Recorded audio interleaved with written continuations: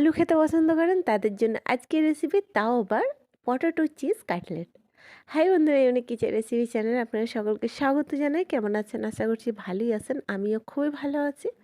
প্রতিদিনের মতো আবার একটি নতুন রেসিপি নিয়ে হাজির হলাম।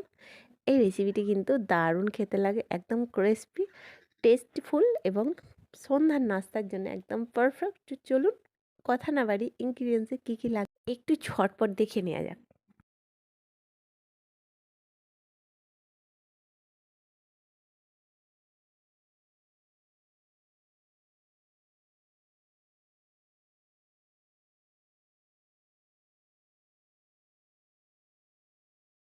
তো পটেটো চিজ কাটলেট বানানোর জন্য মোস্ট ইম্পর্ট্যান্ট হচ্ছে পটেটো। এখানে আমি 6 থেকে 7টি বয়েল পটেটো নিয়েছি, আর নিয়েছি ব্রেড নিয়েছি 7 থেকে 8টি, যে যেরকম পছন্দ করেন পরিমাণটা বাড়িয়ে কমিয়ে নেবেন। আস্ত সবজির মধ্যে এখানে নিয়েছি 4টা কাঁচামরিচ, 4টা বয়েল মরিচ। বয়েল মরিচটা কিন্তু ফ্লেভারটা দারুণ আসে। 5 থেকে 6টি বিনস, 1 ইঞ্চি মতো গাজর নিয়েছি, এটাও কিন্তু বয়েল। এটা হচ্ছে 2 টুকরা দেখুন স্প্রিং অনিয়ন নিয়েছি, আর হচ্ছে কিছুটা ধনেপাতা। তো মশলার মধ্যে কি কি লাগছে একটু দেখে নেব। এখানে আমি কিছুটা চিজ নিয়েছি, আমি কিন্তু অল্পই দেখাচ্ছি, কিন্তু আপনারা কিন্তু বেশি বেশি দেন। এখানে স্বাদ অনুযায়ী লবণ আছে, 1 টেবিল চামচ কাসুন্দি আছে, 1 টেবিল চামচ ধনিয়ার গুঁড়ো, 1 টেবিল চামচ ডার্ক সয়া সস, আর নিয়েছি 1 টেবিল চামচ চিলি ফ্লেক্স, 1/2 টেবিল চামচ জিরার গুঁড়ো। আর কিছুই লাগছে না। এইবার যেটা করতে হবে, সবজিগুলো কাটিং করতে হবে। তার জন্য দেখুন একটা ছুরির সাহায্যে আমি কাটিং করব। আপনারা চাইলে বটির সাহায্যেও কাটিং করতে পারেন।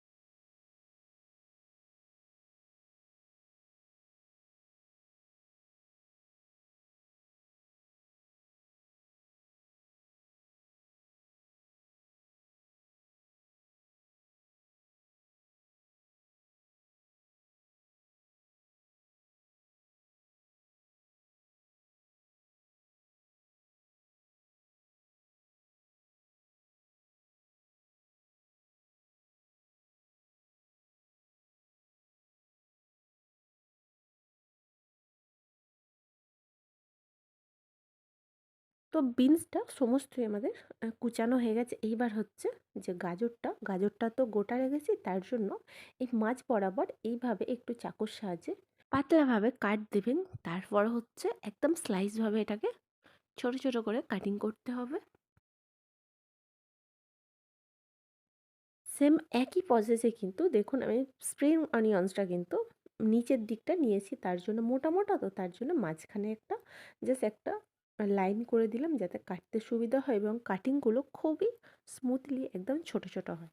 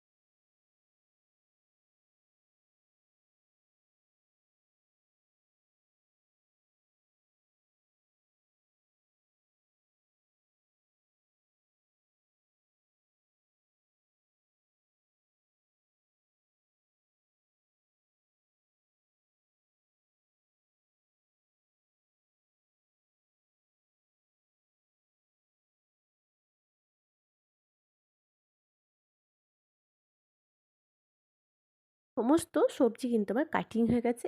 অন্যদিকে আমি একটা বড় সাইজের বল নিয়েছি। বলের মধ্যে ফার্স্টে আমি যে বয়েল আলুটা নিয়েছিলাম ওটা আমি নিয়ে নিলাম।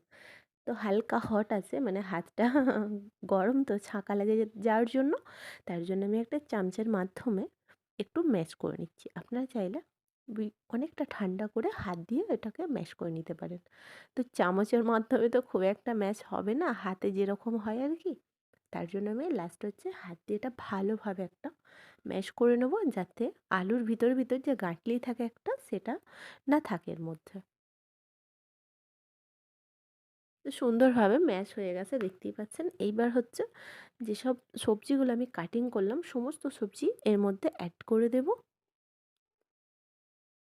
এই আলুর কাটলেট কিন্তু খুবই পুষ্টিকর হয়, কারণ আমি যেসব ভেজিটেবল অ্যাড করছি আপনারা বুঝতেই পাচ্ছেন। আমি কিন্তু মানে গুঁড়ো মরিচের মধ্যে লাল লঙ্কার গুঁড়ো কিন্তু ঝাল এখানে অ্যাড করছি না, কাঁচা মরিচ এবং বয়েল মরিচটাই আছে। চিলি ফ্লেক্স তো খুব একটা ঝাল হয় না। এইবার যেটা হচ্ছে বয়েল মরিচটা আমি এর মধ্যে দিলাম এবং হাতের মাধ্যমে একটু ম্যাশ করে নেবো, যাতে বয়েল মরিচের যে সুন্দর স্মেল এবং ফ্লেভার আছে সেটা আলুর মধ্যে একদম অ্যাড হয়ে যায়।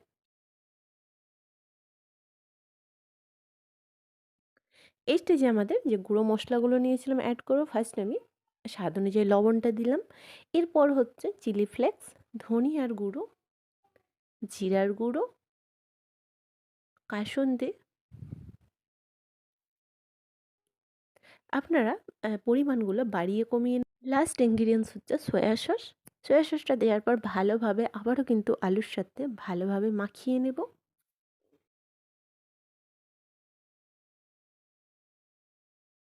তবে হ্যাঁ, লবণটা কিন্তু অবশ্যই চেক করে নেবেন, আমার কিন্তু ঠিকঠাকই আছে। আলুটা সুন্দরভাবে মাখা হয়ে গেছে। এই স্টেজে যেটা করতে হবে আমাদের, ব্রেডটা একটু কাটিং করতে হবে। তবে হ্যাঁ, কাটিং বলতে কি, তবে হ্যাঁ, ব্রেডের আকার কিন্তু হয়তো আপনারা লক্ষ্য করেছেন বর্গক্ষেত্র। তো এটা তো ৪ টে ধার থাকে। তো ২ ধারটা খুবই ব্ল্যাক থাকে আর ২ ধারটা একটু লালচে ভাব থাকে। আমি কি করব, ব্ল্যাক পজিশনগুলো ২ ধারটা আমি রিমুভ করে দেবো। আপনারা চাইলে ৪ ধারটাই কিন্তু রিমুভ করতে পারেন। আমি ২ ধারটাই করছি।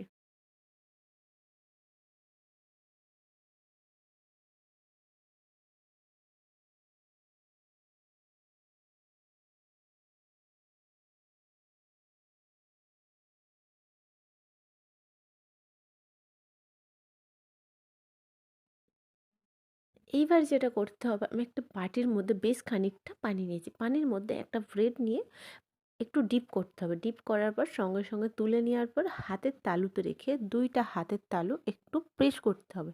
এমনভাবে প্রেস করতে হবে ব্রেডের মধ্যে যে এক্সট্রা পানি আছে সমস্ত পানিটা কিন্তু এটাকে মানে প্রেস করে করে রিমুভ করতে হবে।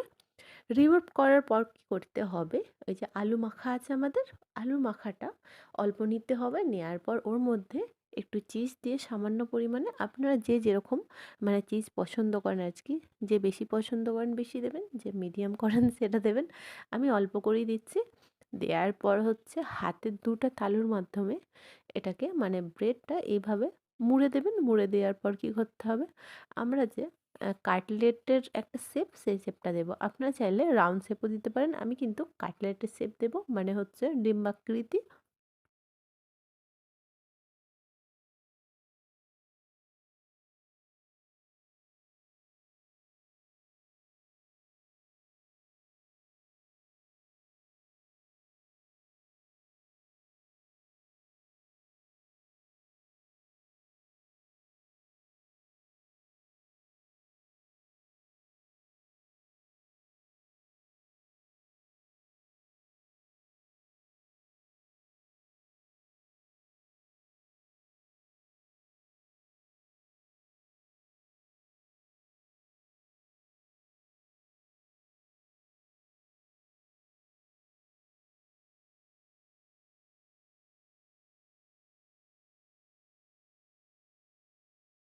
কিন্তু আমার দেখুন কাটলেট হয়ে গেছে। আরও একটা আমি আপনাদেরকে দেখিয়ে দেবো।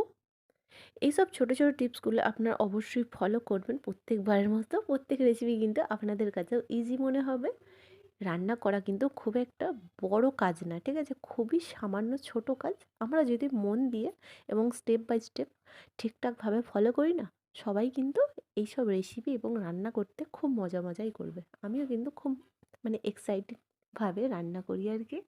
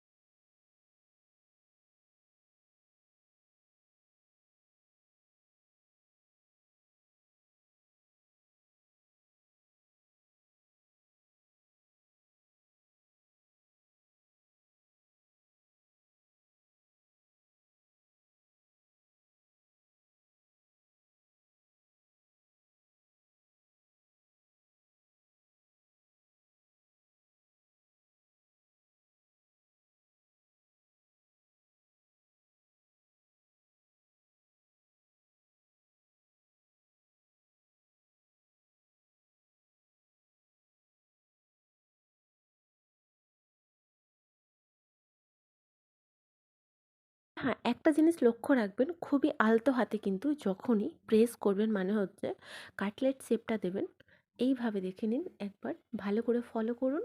২ ধারটা ফার্স্ট মুড়ে দেবেন, তারপর হচ্ছে এইভাবে হাতের তালুর মাধ্যমে এরকম একটা হালকা শেপ দেবেন। ফার্স্ট আপনারা চাইলে রাউন্ড শেপ দেবেন, তারপর হচ্ছে ধীরে, ধীরে এইভাবে কাটলেটের শেপ দেবেন, একটু লম্বাও না আর রাউন্ডও না।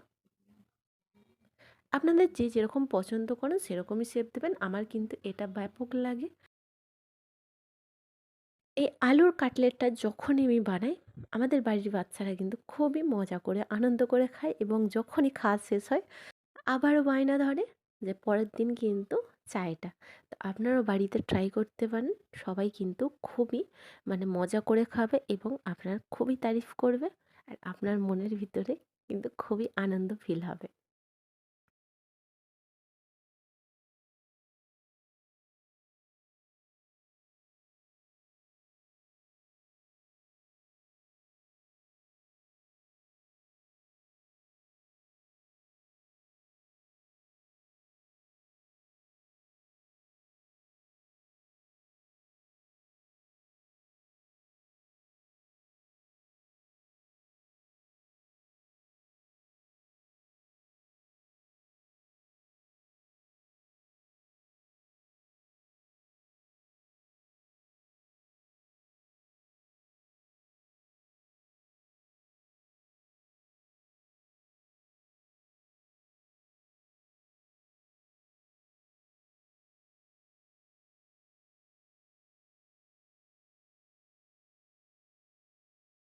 আপনাদের সাথে গল্প করতে, করতে আমার কিন্তু ১০ থেকে ১২টি পটেটো চিজ কাটলেট বানানো হয়ে গেছে। আমি কিন্তু অন্যদিকে গ্যাসের মধ্যে বেশ খানিকটা তেল গরম করতে দিয়েছি।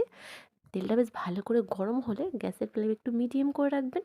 হ্যাঁ, একটা জিনিস লক্ষ্য করছেন তেলের মধ্যে কিছু একটা ভেসে, ভেসে আছে। তবে হ্যাঁ, কোনো দ এটা কিন্তু কোনো টেনশনের ব্যাপার না। এটা কিন্তু মানে আগের রেসিপিতে আমি এই সেম তেলের মধ্যে ফ্রাই করেছিলাম, সেই তেলটা তো আর ফেলে দেবো না, তার জন্য এই তেলটাই নিয়েছি।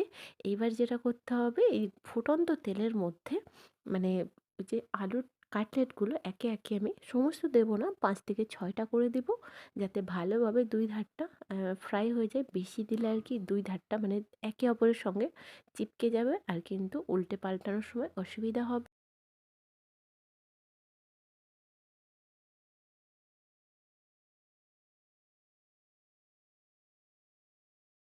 যখনই দেখবেন ৪ থেকে ৫ মিনিট হয়ে গেছে, এইভাবে একটা ছাঁকুনির মাধ্যমে কাটলেটগুলো হালকাভাবে প্রেস করবেন, তাহলেই দেখবেন তেলের মধ্যে ভেসে এসেছে।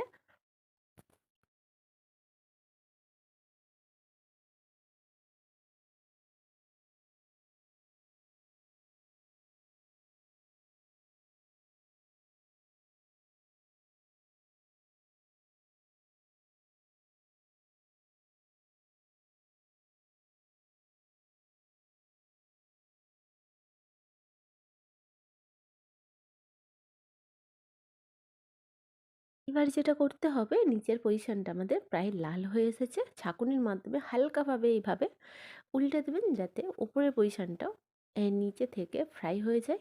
দেখতে পাচ্ছেন কালারটা খুব সুন্দর এসেছে, লাল, লাল লাগছে না?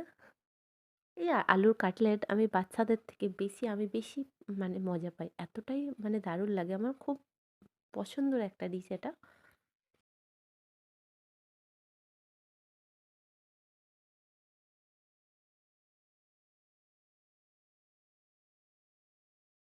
আলুর কাটলেটটা ২ ধারটা ফ্রাই হতে প্রায় আমার ৮ থেকে ১০ মিনিট সময় লেগেছে। এবার কি করতে হবে, দেখুন ২ ধারটা ভালোভাবেই ফ্রাই হয়ে গেছে। এবারে ছাঁকুনির মাধ্যমে তেল থেকে ছেঁকে, ছেঁকে সমস্ত কাটলেটগুলো আমি একটা প্লেটের মধ্যে ট্রান্সফার করে নেব। এভাবে কিন্তু সেম একই প্রসেসে আমি আলুর কাটলেটগুলো তেলের মধ্যে ফ্রাই করে নেব।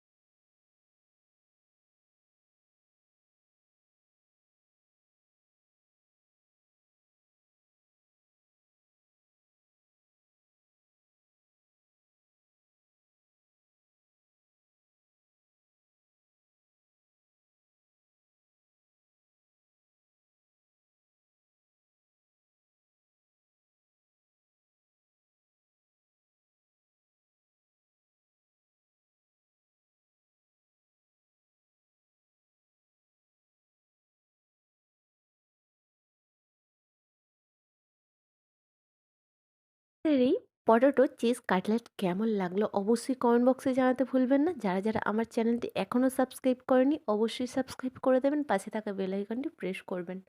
তো চলুন একটা আলুর কাটলেট ভেঙে দেখা যাক কেমন হয়েছে।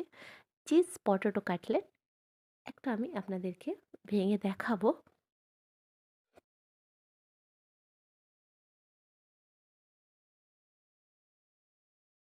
মাশাআল্লাহ চিজ দিয়েছি দেখতে পাচ্ছেন, সুগন্ধটা যা বেরিয়েছে না!